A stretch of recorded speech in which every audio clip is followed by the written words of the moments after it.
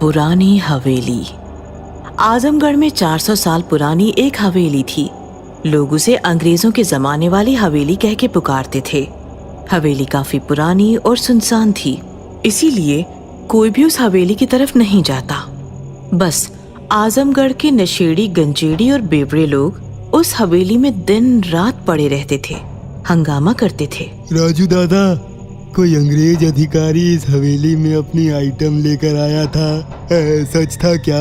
भाई बोतल कसम, मेरे दादा ने बताया था। क्या औरत थी भाई वो, अरे आग थी आग, अरे मानो कपड़े में लिपटा सोना। जॉर्ज नाम का कोई अंग्रेज लेकर आया था उसे। दोनों प्यार करते थे, काफी दिन दोनों साथ रहे। फिर किसी काम से जॉर्ज को जाना पड़ा और वो वापिस ही नहीं आया। फिर उस लड़की का क्या हुआ? उसका क्या होना था है? कुछ दिन ऐसे ही हवेली में शराब पीकर पड़ी रही और फिर रोने लगी। गांव में आधी रात में घूमती थी भाई उसकी आवाज। तो क्या लोगों ने उसकी मदद नहीं की? अरे फटती थी लोगों की अंग्रेजों से। हवेली की परछाई में भी खड़ा नहीं रहता था कोई। ओ, फिर आगे क्या हुआ? अबे होना क्या था, नशे में पागलों की तरह चीखती चिल्लाती रही और फिर अचानक एक दिन उसकी आवाज ही शांत हो गई। वो क्यों? अबे हमारे जैसे आवारा लड़कों ने उसकी हालत का फायदा उठाया। अमावस की रात देखकर 4-5 हवेली के अंदर घुसे और उसकी इज्जत लूटकर उसे मारकर हवेली में दफनाकर चले गए। तब से ये हवेली सुनी पड़ी है, ना जॉर्ज आया ना दूसरा कोई और। कहानी और शराब के प्रभाव से राजू के पंटर डर गए। रात भी काफी हो गई थी, अंधेरा था। छोटू ने माचिस जलाई, तभी कोई पीछे से आया और फूंक मारकर चला गया। ये फूंक किसने मारी? अबे फूंक कौन मारेगा, हवा से बुझ गई होगी। साला गिलास नहीं दिख रहा है ठीक से। छोटू ने फिर से माचिस जलाई। रोशनी में उसने देखा कि राजू के पीछे कोई लड़की बैठी उसकी तरफ देखकर हंस रही थी। कौन है? अबे कहाँ? अरे राजू दादा के पीछे। मेरे पीछे हैं? राजू ने पीछे मुड़कर देखा तो पीछे कोई नहीं था, लेकिन जैसे ही उसने सामने देखा उसके सामने एक लड़की का चेहरा आ गया।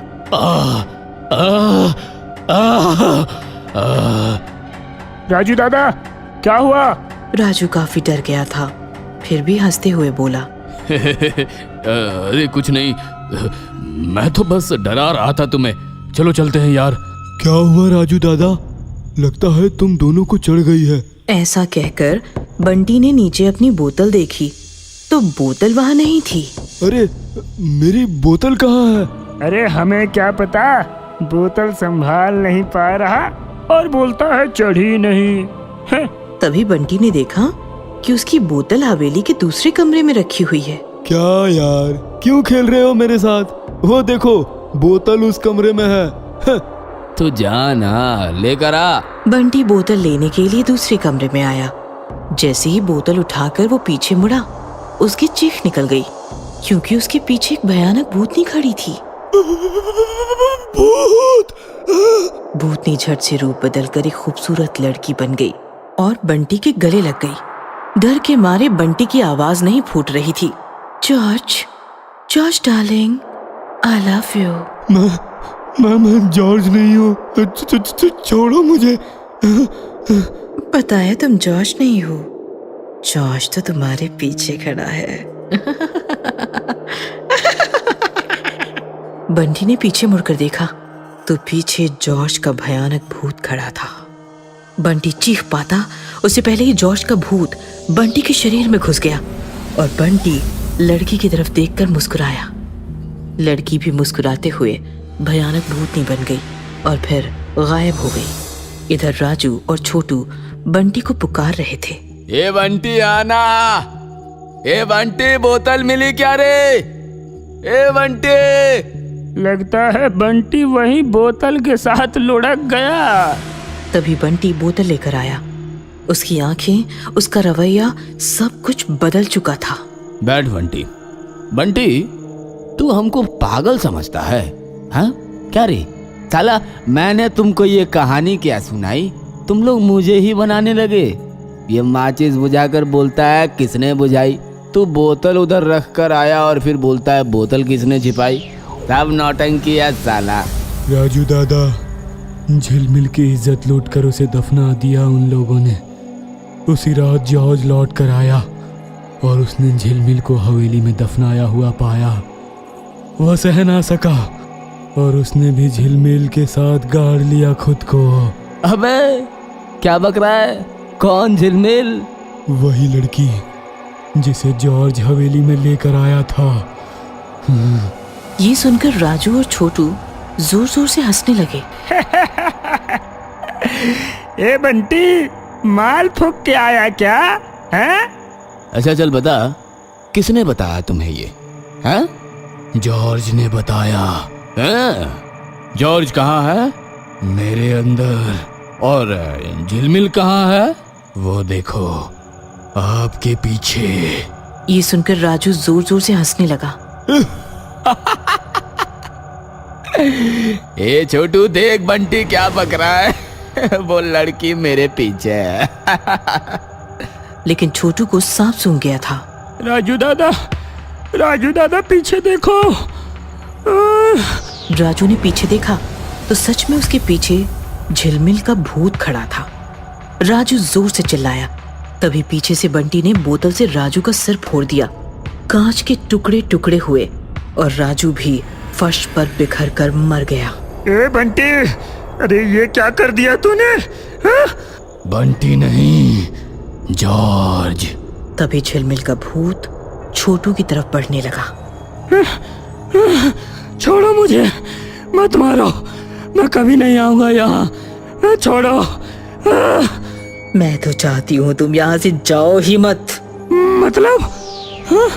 झिलमिल का भूत छोटू के शरीर में घुस गया और अचानक छोटू का रवैया बदल गया। वो बंटी की तरफ देखकर मुस्कुराने लगा। बंटी ने छोटू को अपनी बाहों में भर लिया। हमें इंसानी शरीर मिल गया झिलमिल।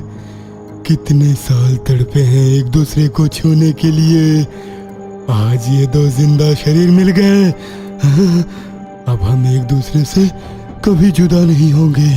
सालों साल इसी हवेली में साथ रहेंगे, एक साथ रहेंगे। मुझसे और इंतजार नहीं होता जॉर्ज। चलो, मुझे बेडरूम में लेकर चलो। बंटी ने छोटू को अपनी बाहों में उठा लिया और वो छोटू को लेकर हवेली के अंदर वाले कमरे की तरफ निकल पड़ा।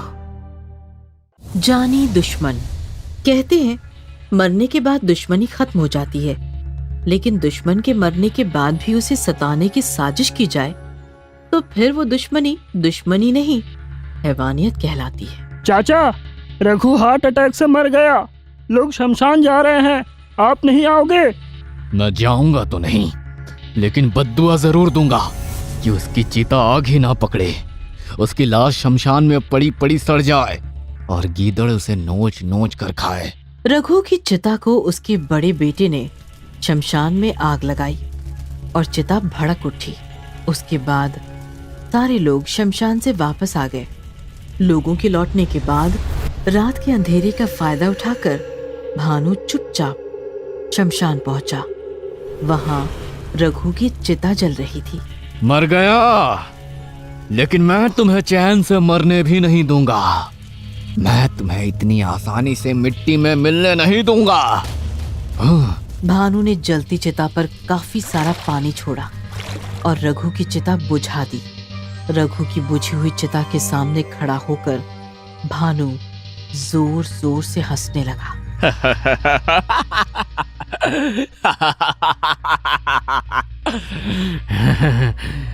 ये कहानी है हसनपुर गांव की। हसनपुर गांव में रघु और भानु नाम के दो पड़ोसी किसान रहते थे। दोनों का घर और खेत बिल्कुल अगल बगल में था। भानु की बीवी काफी साल पहले ही गुजर गई थी और उसकी कोई संतान भी नहीं थी। वो बिल्कुल अकेला था। लेकिन उसके पड़ोसी रघु का बीवी बच्चों से भरा हुआ एक खुशहाल परिवार था। रघु अपनी गृहस्थी में काफी खुश था। बस इसी बात से भानु को जलन होने लगी थी। वो रघु का परिवार उजाड़ने के सपने देखने लगा था। आधी रात में उठकर रघु के घर की तरफ मुंह करके बद्दुआएं देने लगा और छिप छिप कर रघु के घर की तरफ नींबू मिर्ची फेंकने लगा था। लेकिन इससे कोई फर्क नहीं पड़ा और रघु का घर हमेशा खुशियों से ही भरा रहा।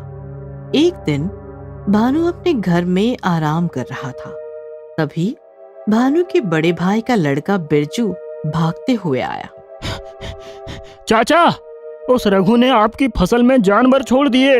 ये सुनकर तो भानु के सिर पर खून सवार हो गया और वो भागते हुए अपने खेत पहुंचा। उसके खेत में रघु सामने जानवर चरा रहा था। तुम्हारी हिम्मत कैसे हुई मेरे खेत में जानवर चराने की? जैसे आधी रात में तुम्हारी हिम्मत हुई मेरे घर की तरफ नींबू मिर्ची फेंकने की। मैं अंधा नहीं हूँ। ये सुनकर भानु गुस्सा हो गया और रघु पर टूट पड़ा। लेकिन रघु भानु से भी ज्यादा ताकतवर था। उसने उल्टा रघु को काफी बुरी तरह पीटना शुरू किया। रघु के जानवरों ने भी भानु को काफी मारा और भानु काफी घायल हो गया। इस घटना के बाद से भानु रघु का जानी दुश्मन बन गया और हमेशा रघु का घर परिवार बर्बाद करने की नई तरकीबें सोचने लगा। नींबू मिर्ची से कुछ नहीं होगा, अब कुछ बड़ा करना होगा। भानु ने अमावस की रात एक तांत्रिक बुलाया और रघु के खेत में जाकर काला जादू करने लगा। ओम ह्लीं क्लीं चामुंडाय विच्चे स्वाहा। ओम ह्लीं क्लीं चामुंडाय विच्चे स्वाहा। भानु ने रघु के घर के पीछे भी पूरी रात होम हवन करवाया। लेकिन इतना सब कुछ करने के बाद भी वो रघु और उसके घर का कुछ भी बिगाड़ नहीं पाया। रघु के घर की दिन प्रतिदिन तरक्की होती गई और भानु अंदर ही अंदर जलता चला गया। ऐसे ही कुछ साल बीत गए। भानु अब थक चुका था कि तभी एक सुबह अचानक खबर आई कि हार्ट अटैक से रघु मर गया।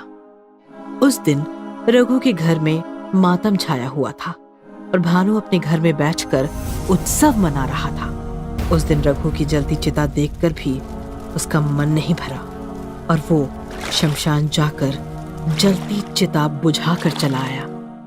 चिता बुझने की वजह से आधी रात में काफी सारे जंगली जानवर सूंघते हुए आए और रघु की आधी जली हुई लाश नोच नोच कर खा गए। आधी रात बीत चुकी थी। दारू पीकर भानु अपने घर में सोया हुआ था कि तभी उसका दरवाजा किसी ने खटखटाया। भानु ने दरवाजा खोला तो सामने रघु का आधा जला हुआ भूत खड़ा था। भूत को देखकर भानु हंसने लगा। मुझे पता था तू जरूर आएगा। अब पता चला मुझसे दुश्मनी मोल लेने का अंजाम। तुझे ढंग से मरने भी नहीं दिया मैंने। भूत बनकर भटकता रहेगा। अब तुम्हें मुक्ति नहीं मिलने वाली। दुश्मनी मैंने नहीं तूने शुरू की थी, लेकिन अब तू भी मेरा जानी दुश्मन बन गया है। मैं तुम्हें भी जिंदा नहीं रहने दूंगा।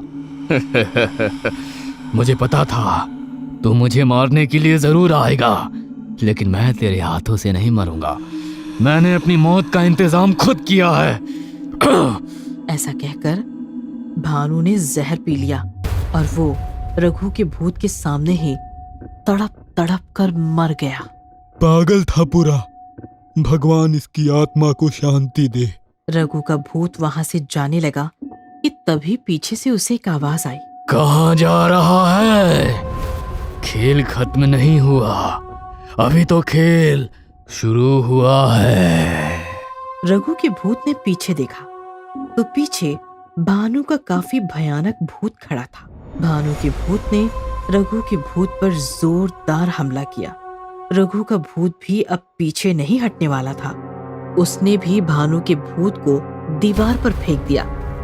भानु गुस्सा हो गया और दुगनी ताकत से फिर से उसने रघु पर हमला किया। इस बार रघु की ताकत काफी कम थी।